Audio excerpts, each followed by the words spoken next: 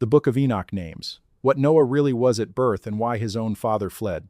The night Lamech's son was born, Lamech ran out of his own house and did not stop running. That is not a metaphor. That is what the text says. The man who had just become a father picked up his feet, left his wife, left the child, and fled to his own father Methuselah, because what lay in the house on the floor where his son had landed was not something he recognized as belonging to this world. The Book of Enoch was removed from the Bible by the Council of Laodicea in 364 CE. For 17 centuries afterward, it was banned, buried, and called too dangerous for Christian teaching. When archaeologists found the Dead Sea Scrolls at Qumran in 1947, they recovered fragments of Enoch's chapters 106 and 107 in Aramaic, pushing their original composition back to at least 100 BCE. The Ethiopian Orthodox Church, operating independently of Rome for the entire duration of that suppression, kept the full text in its biblical canon. The Ge'ez manuscript tradition preserved at the Church of Our Lady Mary of Zion in Axum holds every word. What those words describe is this: Noah was not born the way other children were born. His skin was white as snow. His hair was white as wool. When he opened his eyes in the room where his mother lay, the light that poured from them filled the entire space the way the sun fills a room at midday. Lamech looked at his newborn son, and he ran. In the next several minutes, you will see exactly what the text names Noah at birth, what the Aramaic Dead Sea fragments confirm about his nature, and why the traditions of Egypt, Babylon, and the oldest known texts on earth all describe this same category of being a radiant child born between two worlds. The answer does not sit comfortably inside conventional theology. The church knew that when it voted Enoch out of the Bible. If forbidden biblical history pulls at you, subscribe now. Every week, this channel uncovers what was taken out of Scripture and why it was taken. But here is what makes this stranger than it first appears. The passage does not survive only in Enoch. Fragment 4Q 534, recovered from Cave 4 at Qumran and held at the Israel Antiquities Authority in Jerusalem, contains a partial Aramaic description of a figure scholars have designated the elect of God. 3 columns of that scroll, dated to the 1st century BCE, describe a being with white hair and eyes that shine. He is marked from birth as set apart from ordinary men. When researchers placed the fragment against 1 Enoch 106, the convergence between the two texts was precise enough that Qumran scholars working in the 1990s could not determine with certainty which document had informed the other. Both traditions preserved the same birth without variation. Both described the same child. The passage itself opens with a declaration from Lamech that scholars have consistently failed to emphasize. In 1 Enoch 106-2, translated from the Ge'ez by Dr. Ephraim Isaac, in the 1983 Oxford edition, Lamech tells Methuselah that the child who has appeared in his house does not resemble him and does not resemble the sons of men. He says it twice in a row. The Ge'ez construction is deliberate. The repetition is not rhetorical emphasis. In Ge'ez literary form, repetition of a declarative statement signals that the statement is being sworn, that what follows is testimony, not narrative. Lamech is not describing his son to Methuselah. He is swearing to him that this child is something else entirely. What follows in verse 2 is the physical description. The child's body was white as snow and red as a rose at the same time. The combination matters. White skin in the ancient world was not simply a color notation. Across Near Eastern traditions, white skin in a newborn pointed toward a specific category of being, one that the Babylonian tradition called the offspring of the Anunnaki, the Egyptian tradition called the Iru, the luminous ones, and that Enochic literature would eventually call the sons of the Watchers. Red like a rose meant something else. That phrase, appearing in the Ge'ez as Kayih Kelatu Bichatu, marks the child as having been born alive in the fullest sense, warm-blooded, breathing, present in the physical world rather than existing only in the spiritual dimension. The text is careful. It is describing something that inhabits both categories at once. His hair was long and white as wool. That is the precise phrase the King James Bible uses in Revelation 1:14 to describe the transformed Christ. The same phrase appears here at Noah's birth, centuries before the New Testament was written, describing a man who survived the flood. The Aramaic in 4Q 534 uses the same vocabulary. Fragment 4, Q 535, a smaller companion piece from the same cave, adds that the child's hands were marked differently from those of ordinary children, that his feet were also noted, and that when he looked at what surrounded him, he did so without flinching, without the unfocused uncertainty of a newborn. He arrived looking at the world as if he already knew what it was. And his eyes. When Lamech's son opened his eyes in that birth room, the light that came out of them illuminated the whole house. Verse 3 of chapter 106 says the darkness of the room was dispersed by the light coming from the child's face. That is the phrase used. Not that he reflected light, not that the light of candles illuminated his features. The light came from him. He was its source. Lamech, according to verse 4, was afraid. He trembled. He fled the room to find Methuselah. This is where the story does something that no other birth narrative in the ancient world attempts. The father of the child is presented as a witness, not a parent. He has seen something that requires expert testimony to interpret. He does not stay. He runs to his own father the way a man runs towards someone who might know what has happened, because Lamech himself does not know what he has seen. Here is what Lamech tells Methuselah in verse 5. He says his heart was disturbed, that his spirit was troubled, and that he believed the child had not come from him but from the angels. The gaze term used here is malekt, which can mean angels, but which also carries the connotation of divine messengers, appointed ones, those sent from above with purpose. Lamech does not accuse his wife. He does not raise the question of paternity as a domestic matter. He raises it as a cosmological one. He is asking Methuselah whether his wife had been visited by something that does not belong to this plane of existence. Methuselah's response is immediate. He does not argue with Lamech. He does not dismiss the fear. He travels to find Enoch, who at this point in the Enochic tradition is already living at the ends of the earth, in the place among the watchers and the holy ones. This detail alone sets the Enochic account apart from every other ancient flood tradition. In no other tradition does the birth of the flood hero require the intervention of a prophet who has already been translated out of normal human existence. Methuselah travels to the edge of the known world to ask a man who is living beyond death what the nature of the newborn child is. When Enoch answers, what he says is recorded in chapter 106, verses 13 through 17. He tells Methuselah that the child is righteous. He says that the Lord will use him to plant a new beginning on the earth. He confirms that the child is indeed Lamech's. But then he says something that the standard translations consistently soften, and that the gaze preserves in full. He says that Noah was made different. The gaze term doctor. Isaac identified in his translation notes is Meslain, which means one whose form is not from this age. Not one who looks different. One whose form belongs to a different era of creation. James Vanderkam's 2004 Cambridge study on the Book of Enoch, which remains the most thorough academic analysis of the Enochic tradition in English, addresses this passage directly. Vanderkam notes that the description of Noah in chapters 106 and 107 is unique in biblical literature in presenting a flood hero who is not simply chosen by God, but who appears to be constitutionally different from ordinary humanity before he is chosen. The distinction matters. Other biblical figures are selected. Noah appears to be built differently at the level of physical form, from the moment of his first breath.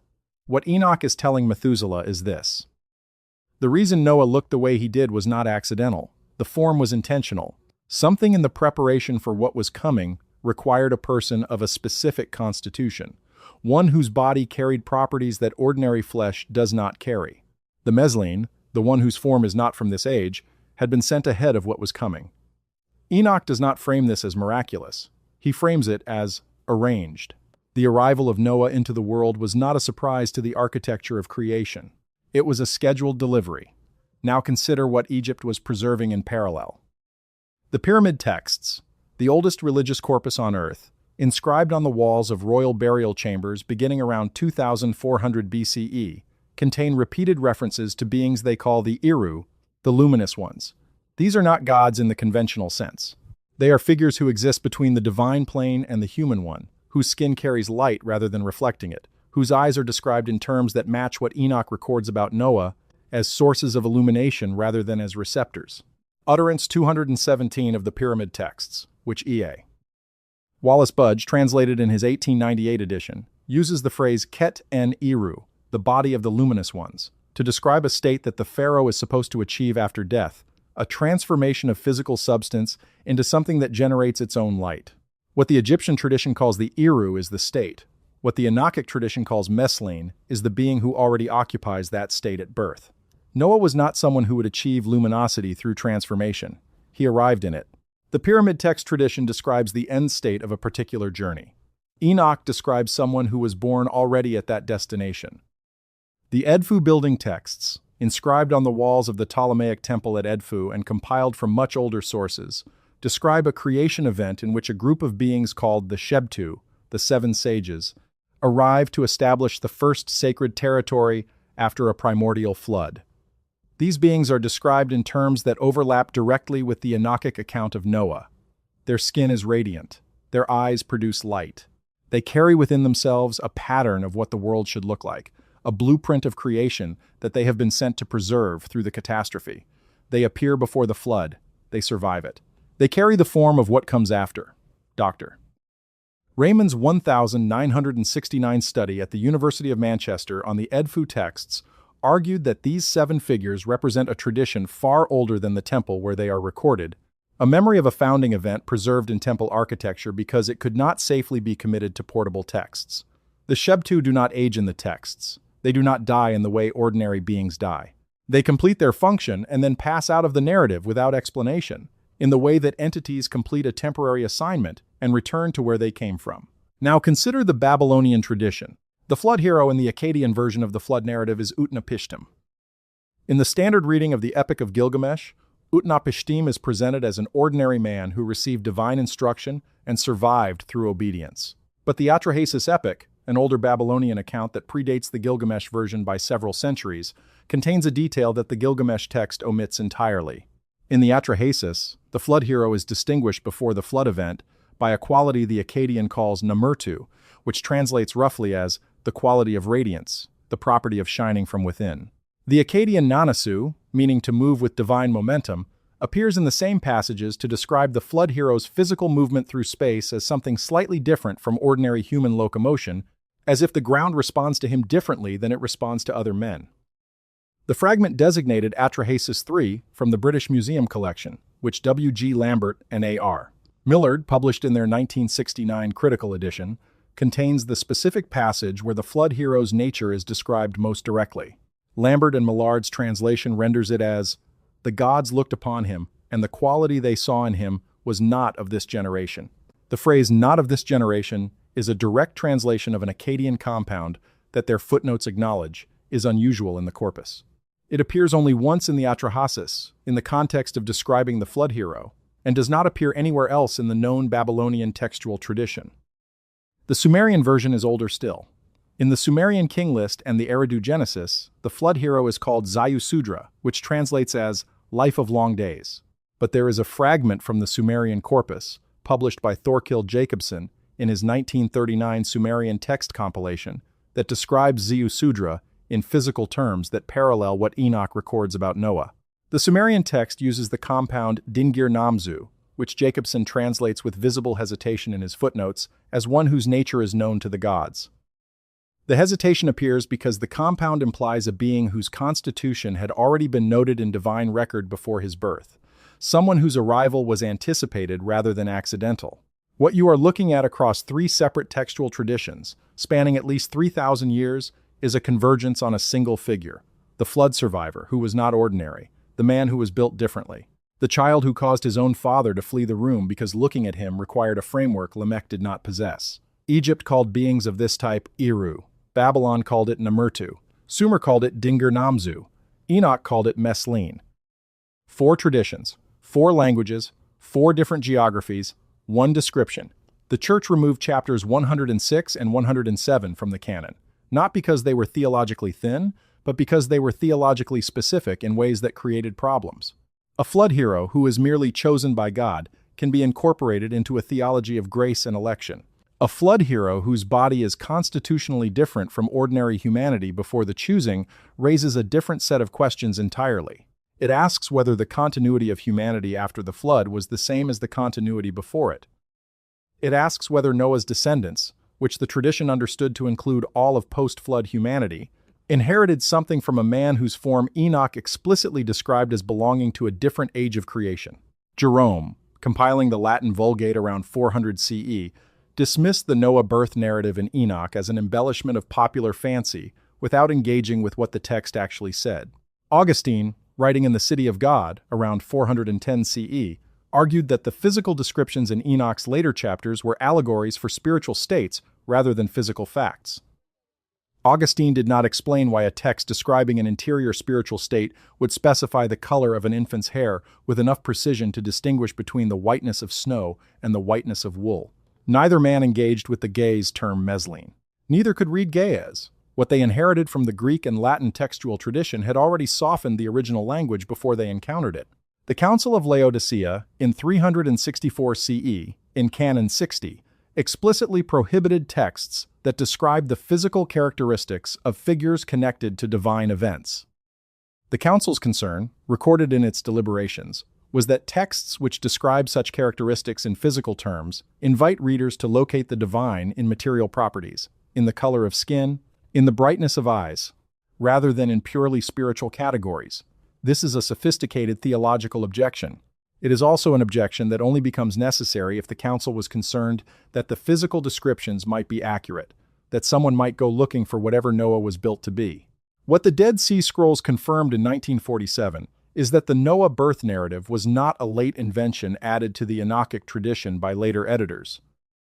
Fragment 4, Q 534 at Qumran, pushes the account back to at least 150 BCE, and the linguistic connections scholars identified in the 1990s between 4Q 534 and older, Aramaic texts suggest the tradition is older still. John Collins at Yale, whose 1,998 analysis of the Enochic Qumran fragments remains standard reading in Dead Sea Scroll scholarship, noted that the physical description of the elect of God in 4Q 534 matches the Noah account so precisely that both must be drawing from a common and significantly earlier source. Collins does not speculate on what that source was. He notes the convergence and lets it sit without resolution. Here is what the text says, taken whole, without the softening of translation choices that have accumulated over 17 centuries. Lamech's wife gives birth to a child whose form is not from this age. The room fills with the light coming from the child's eyes. Lamech, the father of this child, is afraid and runs. He goes to Methuselah, who goes to Enoch, who is already living beyond normal human existence at the edge of the world. Enoch confirms the child is Lamech's, but confirms also that the child's form is Mesleen, shaped for a different age of creation. The child's purpose has already been written. The catastrophe is already coming. The child has been sent ahead of it. Enoch does not say Noah was sent by God in the way that a messenger is sent with a letter and a route. He says, the child was prepared in the way that a vessel is prepared, shaped before it arrives, for the specific use it will serve.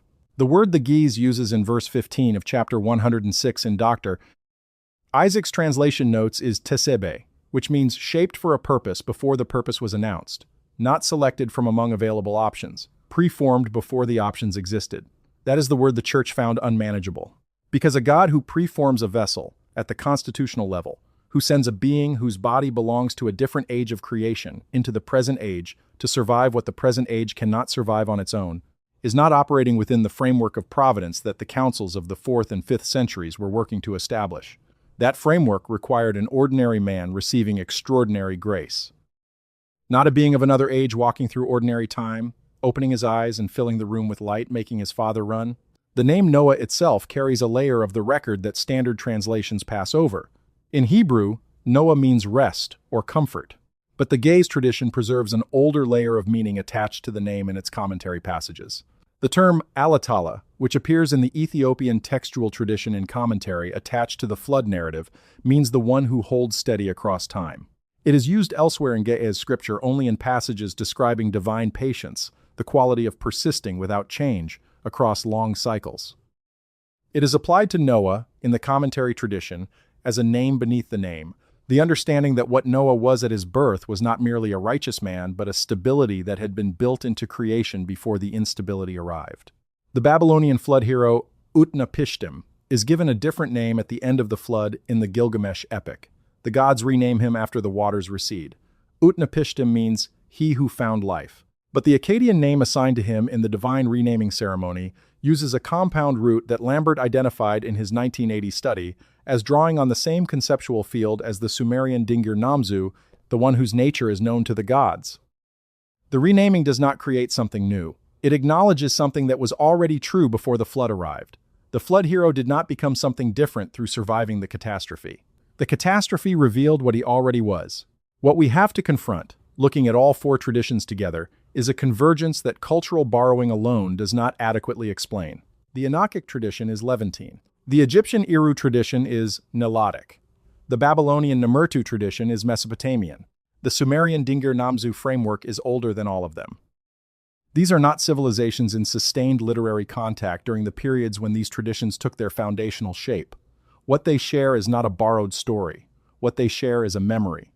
A memory of a figure who appeared before the flood, who was constitutionally different from ordinary humanity, whose eyes were described as sources of light, and who survived what ordinary flesh cannot survive. The question the church refused to let its congregation ask is the one this material keeps raising from every direction. If Noah was not entirely of this age of creation, if his form was meslean, shaped for a purpose before the purpose was announced, then what survived the flood in the body of Noah was not simply a righteous man who had pleased God. It was a form, a constitutional template, built for continuity across catastrophe.